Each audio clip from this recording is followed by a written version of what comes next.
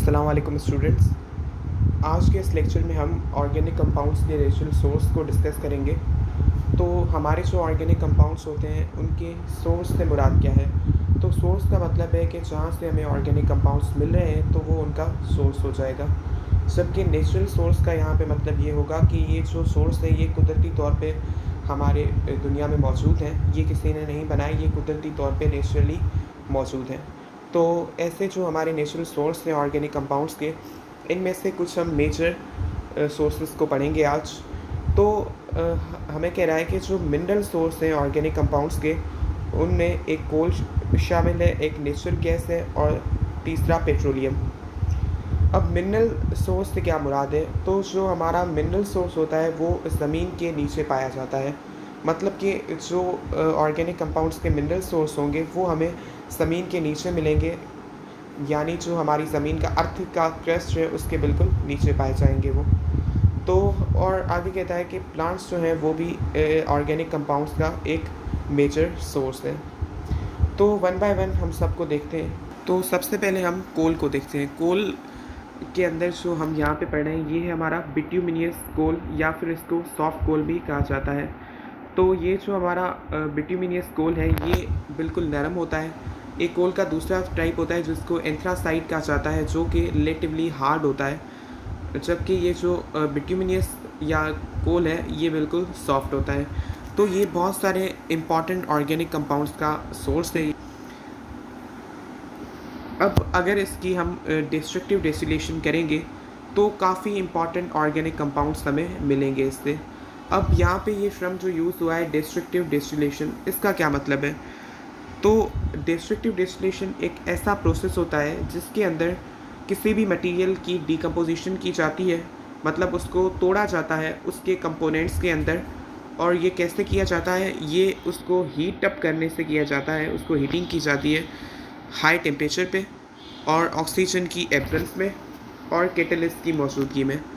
मतलब कि जब हम हाई टेम्परेचर पे किसी भी चीज़ को हीट करेंगे ऑक्सीजन की एब्सेंस में और कैटलिस्ट की प्रेजेंस में, तो वो जो चीज़ होगी, वो मटेरियल होगा, वो डिकम्पोज हो जाएगा किसमें, अपने कंपोनेंट्स के अंदर। तो इस प्रोसेस को हम कहते हैं डिस्ट्रक्टिव डिस्टिलेशन।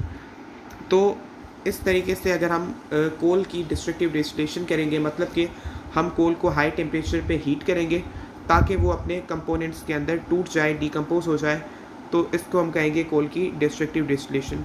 तो कोल की डिस्ट्रक्टिव डिस्टिलेशन करने से हमें बहुत सारी चीज़ें मिलती हैं। तो वन बाय वन उनको देखते हैं।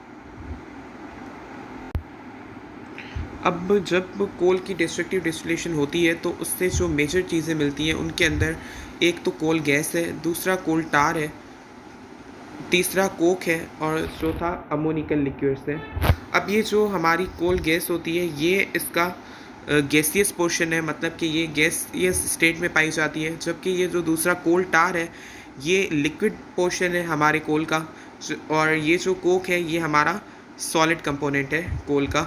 और ये जो चौथा कंपोनेंट लिखा हुआ है यहाँ पे अमोनिकल लिक्विड्स, ये एक्चुअली एक सॉल्यूशन होती है जिसके अंदर अमोनिया मौजूद होती है। मतलब कि ये एक पानी वाली एक सॉल्यूशन है जिसके अंदर अमोनिया शामिल होगी, तो उसको हम कहते हैं अमोनिकल लिक्विड्स।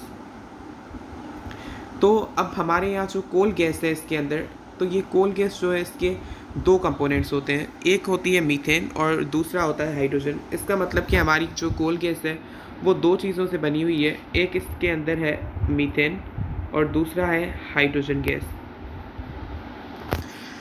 और हमारी जो कोल गैस है वो एज द फ्यूल यूज़ होती है, मतलब कि इसको हम फ्यूल के तौर पे यूज़ करते हैं कोल गैस को। जबकि हमारा जो कोक है, कोक कार्बन का प्योर फॉर्म होता है। Coke is the pure form of carbon, ये कार्बन का बिल्कुल प्योर फॉर्म होता है, मतलब ये प्योर कार्बन होता है। और इसको हम आयरन और स्टील इंडस्ट्री में यूज़ करते हैं, आयरन और स्टील के मैन्युफैक्चरिंग पर्पस के लिए। अब अगर हम कोल टार की बात करें जो कि हमारे कोल का लिक्विड फ्रैक्शन है, लिक्विड कंपोनेंट है, तो ये बहुत सारे ऑर्गेनिक कंपाउंड्स पे मुश्तमिल होता है। इसके अंदर बहुत सारे ऑर्गेनिक कंपाउंड्स मिले हुए होते हैं, मतलब कि ये बहुत सारे ऑर्गेनिक कंपाउंड की मिक्सचर है जिसके अंदर मेनली एरोमेटिक हाइड्रोकार्बन्स आ जाते हैं। यहाँ पे जो लिखा हुआ है कोल, ये एक्चुअली कोल टार है जो कि मेजरली हमारे एरोमेटिक हाइड्रोकार्बन से बना हुआ होता है। तो अब ये जो कंपोनेंट्स हैं कोल टार के, इनको सेपरेट किया जाता है फ्रिक्शनल डिस्टिलेशन के थ्रू। हमारी जो कोल टार है उसके अंदर बहुत सारे ऑर्गेनिक कंपाउंड्स आ जाते हैं, जिनमें मेजरली हमारे एरोमेटिक हाइड्रोकार्बन्स होते हैं। तो इनको आप आपस में से सेपरेट करने के लिए, कोल टार में से सेपरेट करने के लिए हम फ्रिक्शनल डिस्टिलेशन वाली टेक्निक को यूज़ करते हैं। तो फ्रिक्शनल डिस्टिलेशन से क्या मुराद है? अब हमारी जो फ्रिक्शनल डिस्टिलेशन है, ये एक ऐसा प्रोसेस है जिसके अंदर कोई भी हमारे यहाँ एक मिक्सचर होती है मुख्तलिफ सब्सटेंसेस की, उसको सेपरेट किया जाता है उसके कंपोनेंट्स के अंदर। अब ये कंपोनेंट्स के अंदर हम सेपरेट कर रहे हैं किसी भी मिक्सचर को, ये कैसे किया जाता है? ये करने के लिए उस मिक्सचर को हीट किया जाता है और उसके कंपोनेंट्स जो हैं वो अपनी अपनी बॉइलिंग पॉइंट्स पे मिलते हैं हमें। तो ये हमारा फ्रिक्शनल डिस्टिलेशन का प्रोसेस है, जिसके अंदर हीट करने से उस मिक्सचर के कंपोनेंट्स अपनी अपनी बॉइलिंग पॉइंट पे मिक्सचर से अलग होते जाते हैं। एक ये इम्पॉर्टेंट चीज़ यहाँ पे है कि जो हमारी कोल टार होती है, उसका जो 100 किलोग्राम होता है कोल टार का, उससे हमें 1 से 2 किलोग्राम बेंजीन मिलता है। जैसे कि हमने पढ़ा था कि मेजरली हमारी जो कोल टार है वो एरोमेटिक हाइड्रोकार्बन से बनी हुई होती है, और जो एरोमेटिक कंपाउंड है उनमें से मेन या इम्पॉर्टेंट जो है बेंजीन है। तो 1 से 2 किलोग्राम बेंजीन हमें कोल टार से मिलता है जब कोल टार के 100 किलोग्राम की फ्रिक्शनल डिस्टिलेशन की जाए। अब अगर इस चार्ट को हम देखें कि हमारा जो कोल है उसकी हमने की डिस्ट्रक्टिव डिस्टिलेशन। अब जब हमने कोल की डिस्ट्रक्टिव डिस्टिलेशन की तो उससे हमें एक तो गैसियस प्रोडक्ट मिले, दूसरा हमें विस्कस लिक्विड, विस्कस से मुराद है जिसकी विस्कोसिटी हाई हो, और हमें कुछ सॉलिड्स भी मिले। तो जो गैसियस प्रोडक्ट हमें मिले उसके अंदर हमने कोल गैस पढ़ी। तो कोल गैस एक्चुअली हाइड्रोजन और मीथेन की मिक्सचर होती है जिसको हम फ्यूल के तौर पे यूज़ करते हैं। और जो विस्कस लिक्विड्स थे उसके अंदर हमने पढ़ी कोल टार। अब ये जो कोल टार है ये बहुत सारे ऑर्गेनिक कंपाउंड का इंपॉर्टेंट सोर्स है। ये एक्चुअली उन सब की मिक्सचर होती है कोल टार, और इसकी जब हम फ्रिक्शनल डिस्टिलेशन करते हैं, मतलब इसको हम हीट करते हैं, तो इसके अंदर मौजूद जो ऑर्गेनिक कंपाउंड्स होते हैं वो अपनी अपनी बॉइलिंग पॉइंट पे कोल टार से सेपरेट हो जाते हैं। यहाँ कोल से ऑब्टेन होने वाला सॉलिड फ्रिक्शन है, उसके अंदर हमें कोक मिला। अब ये जो कोक है ये प्योर कार्बन है जिसको हम इंडस्ट्रीज़ के अंदर यूज़ करते हैं, ख़ास करके हम आयरन और स्टील इंडस्ट्री के अंदर इसको यूज़ करते हैं, बट एज रिड्यूसिंग एजेंट। अब रिड्यूसिंग एजेंट का मतलब होता है कि ऐसी कोई चीज़, ऐसा सब्सटेंस, ऐसा कंपाउंड जो कि दूसरी चीज़ों को रिड्यूस करे, दूसरे कंपाउंड्स को रिड्यूस करे, ख़ुद ऑक्सीडाइज हो, तो उसको हम रिड्यूसिंग एजेंट कहते हैं। तो ये हमारा जो कोक है या प्योर कार्बन, ये एज रिड्यूसिंग एजेंट यूज़ होता है इंडस्ट्रीज़ के अंदर। हमने कोल को डिस्कस किया। उसके बाद जो दूसरा इम्पॉर्टेंट मिनरल सोर्स है ऑर्गेनिक कंपाउंड का, वो हमारे पास है नेचुरल गैस। तो अब ये जो नेचुरल गैस है ये भी ऑर्गेनिक कंपाउंड का एक बहुत ही ज़्यादा इम्पॉर्टेंट सोर्स है, जो कि मेनली हमारी मीथेन का सोर्स है। जो मीथेन हमारा सिंपलेस्ट अल्केन होता है जिसका फार्मूला होता है CH4। तो इस CH4 मीथेन का जो इम्पॉर्टेंट सोर्स है सबसे बड़ा, वो हमारी नेचुरल गैस है, जिसके अंदर मीथेन 94.60% मौजूद होती है। अब जो हमारी नेचुरल गैस होती है उसको हम सुई गैस कहते हैं। इस कॉल्ड एज सुई गैस। इसको सुई गैस कहा जाता है। सुई गैस इसको इस वजह से कहा जाता है क्योंकि ये मेनली हमें पाकिस्तान के अंदर सुई एक जगह है वहाँ पे मिलती है, सो इसको हम सुई गैस कहते हैं। और ये बहुत सारे ऑर्गेनिक कंपाउंड से बनी हुई है, बट इसका जो मेजर कंपोनेंट है वो मीथेन है, इसलिए ये मीथेन का सबसे बड़ा सोर्स है। और इसके अंदर जो पहले जो 4 अल्केन्स हैं वो आ जाते हैं, मतलब कि मीथेन, ईथेन, प्रोपेन और ब्यूटेन। और उसके अलावा इसके अंदर नाइट्रोजन आ जाता है और कार्बन डाइऑक्साइड भी आ जाता है। तो इन सब का जो परसेंटेज है वो मेंशन है। सबसे ज़्यादा मीथेन होती है नेचुरल गैस के अंदर। नेचुरल गैस की कंपोजिशन दी गई है यहाँ पे। तो नेचुरल गैस के अंदर सबसे ज़्यादा पाया जाने वाला ऑर्गेनिक कंपाउंड है हमारा मीथेन, जो कि नेचुरल गैस का 94.60% है। और इसी वजह से नेचुरल गैस मीथेन का सबसे बड़ा सोर्स होता है।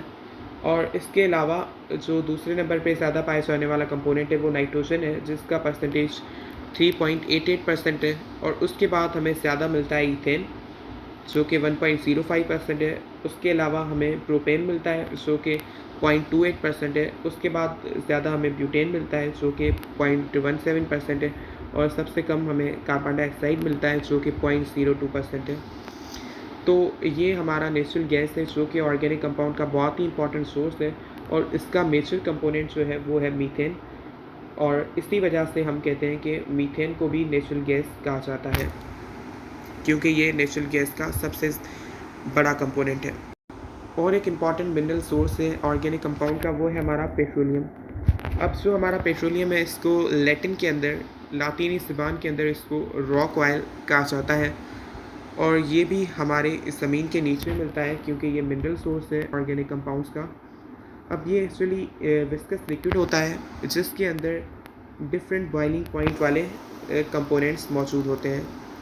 अब ये इसके अंदर अल्केन्स आ जाते हैं, अल्कीन्स आ जाते हैं, साइक्लो अल्केन्स भी होते हैं और एरोमेटिक हाइड्रोकार्बन्स भी मौजूद होते हैं।